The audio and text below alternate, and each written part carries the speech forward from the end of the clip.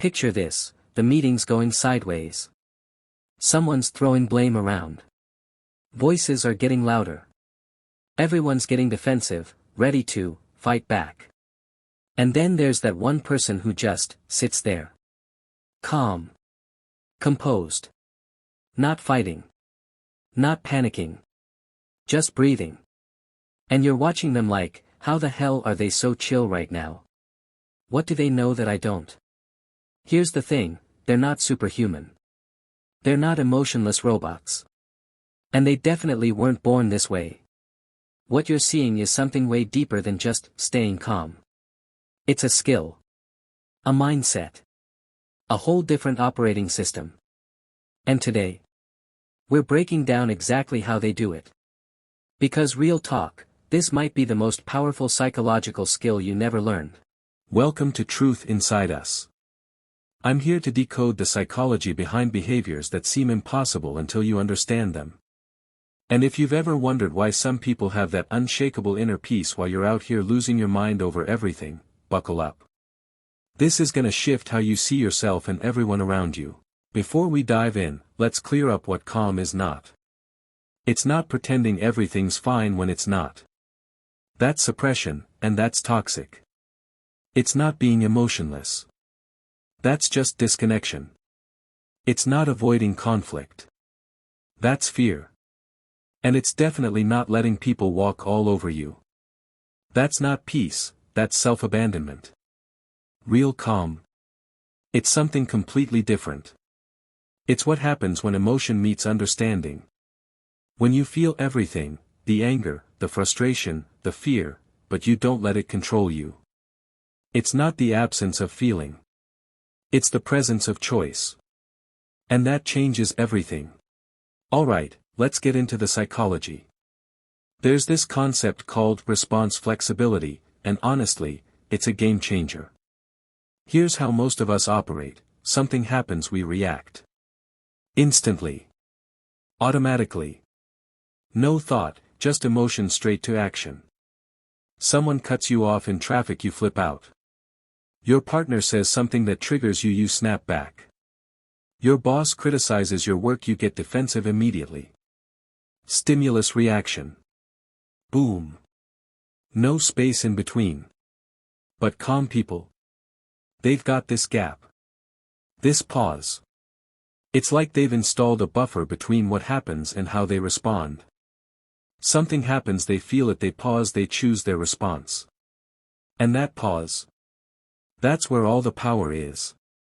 Psychologists call it the space between stimulus and response. Viktor Frankl, a Holocaust survivor and psychologist, said it best: between stimulus and response there is a space. In that space is our power to choose our response. In our response lies our growth and our freedom. Let that sink in for a second. Your freedom isn't in controlling what happens to you. It's in controlling how you respond to it. Most people skip right past that space. They're on autopilot, letting their nervous system run the show. But calm people, they've trained themselves to hit pause.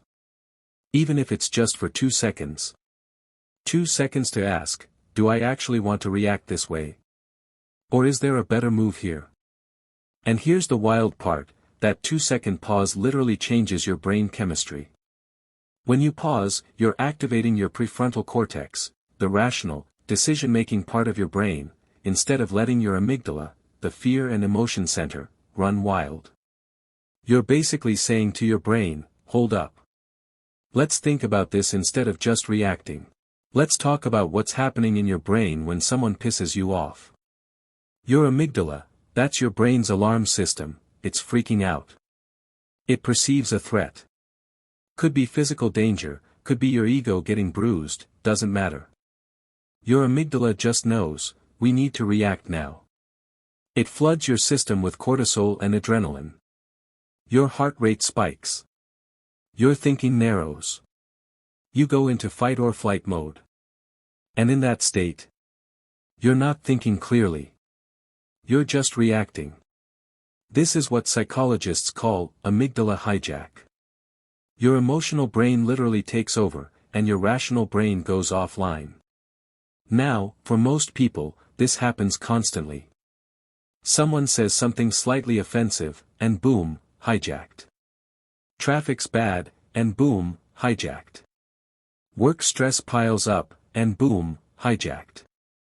But calm people? They've trained their prefrontal cortex to stay in the driver's seat.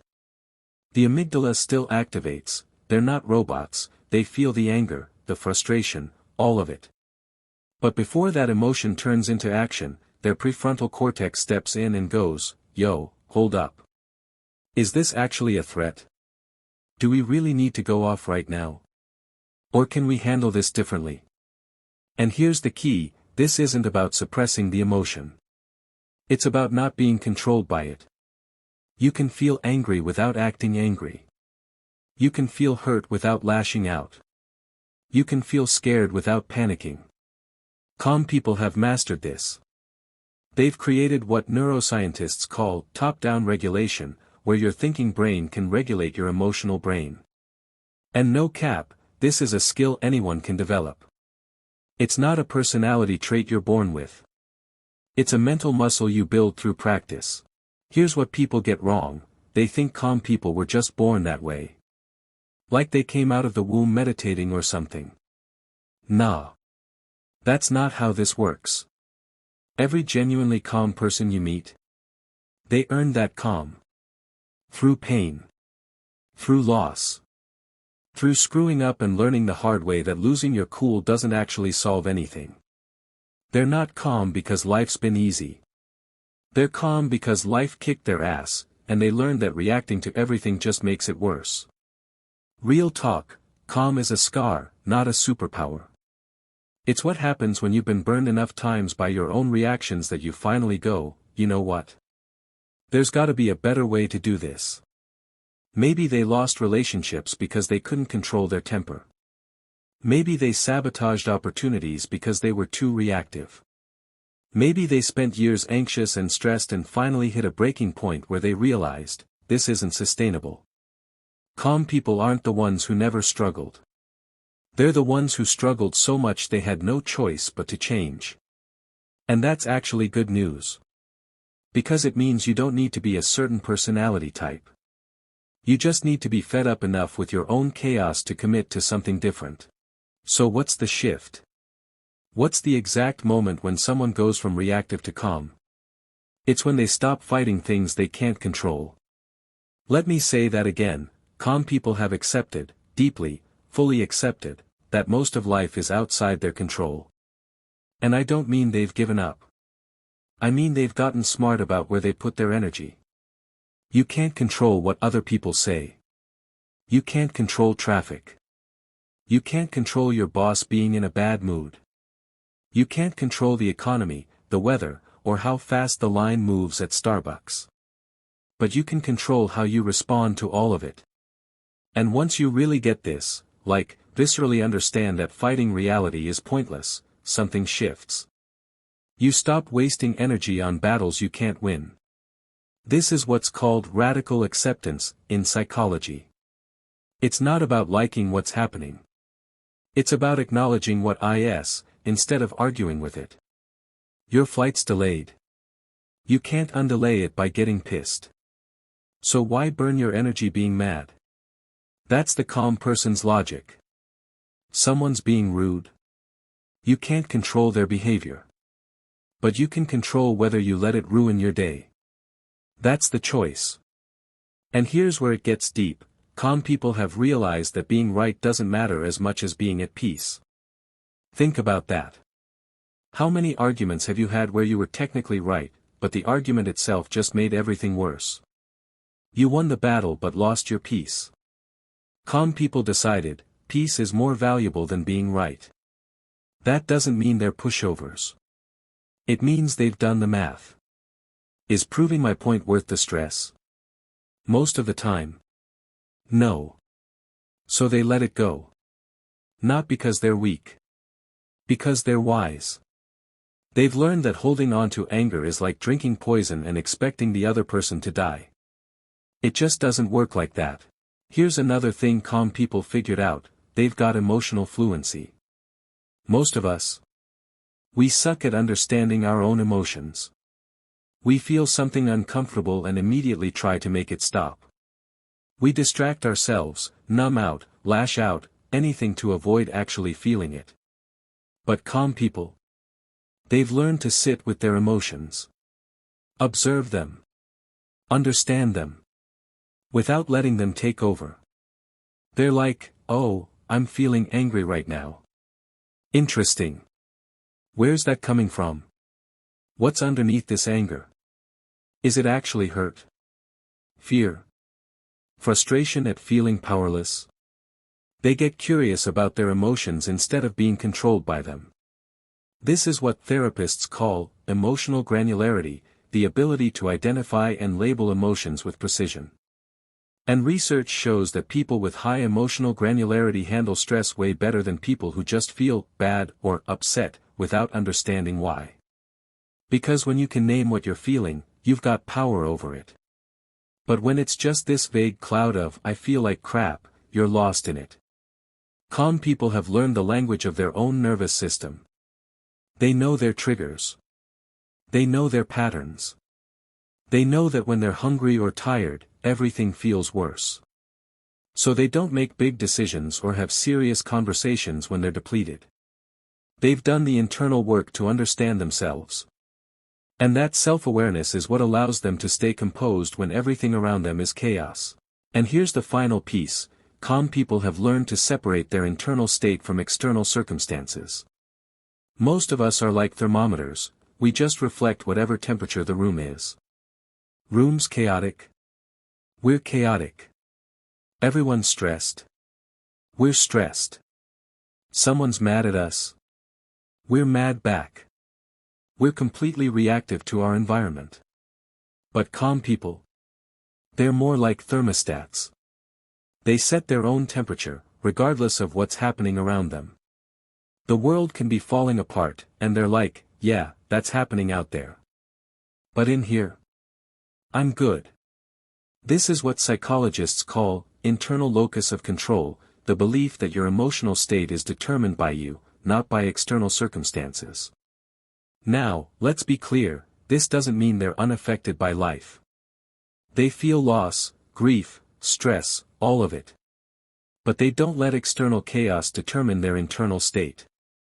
Someone's yelling. That's their emotional state, not mine. The news is depressing. That's information, not my identity. Work is stressful. That's a situation, not who I am. They've created this boundary, this space between the world and their inner self. And that space, that's where peace lives. It's not about being detached or cold. It's about being grounded in yourself so deeply that external turbulence doesn't knock you over. Think of it like being a tree. Storm comes through, you bend, you sway, but your roots stay deep. You don't get uprooted every time there's wind. That's what calm people have built, deep roots. And those roots come from knowing who they are, what they value, and what actually matters. Everything else, it's just weather. Temporary. Passing through. Alright, so how do you actually develop this? How do you go from reactive to calm? Strategy 1, practice the pause. Before you respond to anything that triggers you, count to 3. Literally. 3 seconds. Just breathe. That gap is where your power is. Train yourself to find it. Strategy 2, name your emotions. When you feel something intense, don't just sit in it. Label it. Out loud if you have to. I'm feeling angry right now. I'm feeling anxious. I'm feeling overwhelmed. Naming it gives you distance from it. Strategy 3, ask better questions. Instead of, why is this happening to me, ask, what can I control here?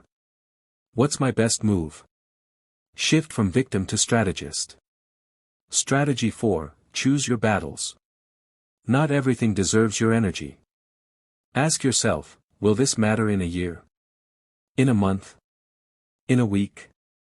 If not, let it go. Save your energy for what actually matters. Strategy 5, build your roots. Spend time alone. Get to know yourself. Journal. Meditate. Go for walks. The more solid you are in who you are, the less external chaos can shake you.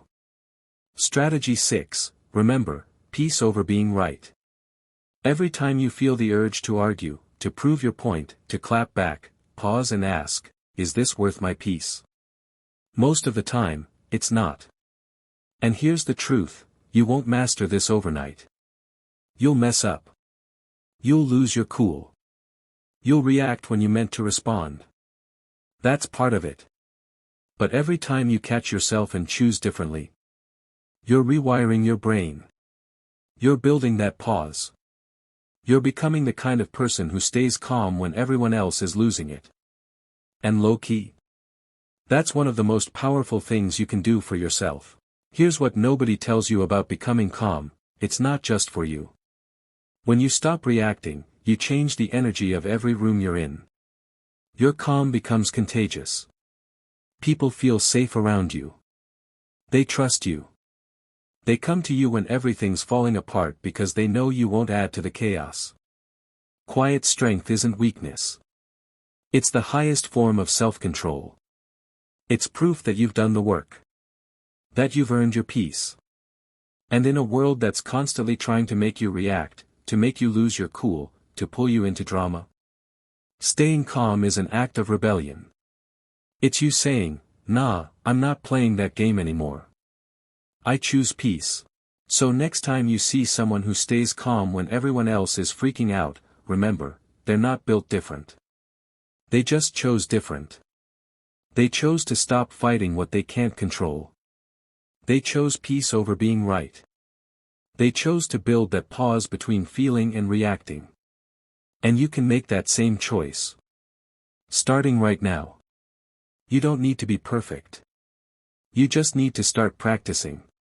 One pause at a time. One conscious choice at a time. One moment where you catch yourself and choose peace instead of chaos. That's how you build unshakable calm. Not by avoiding emotion. But by mastering it.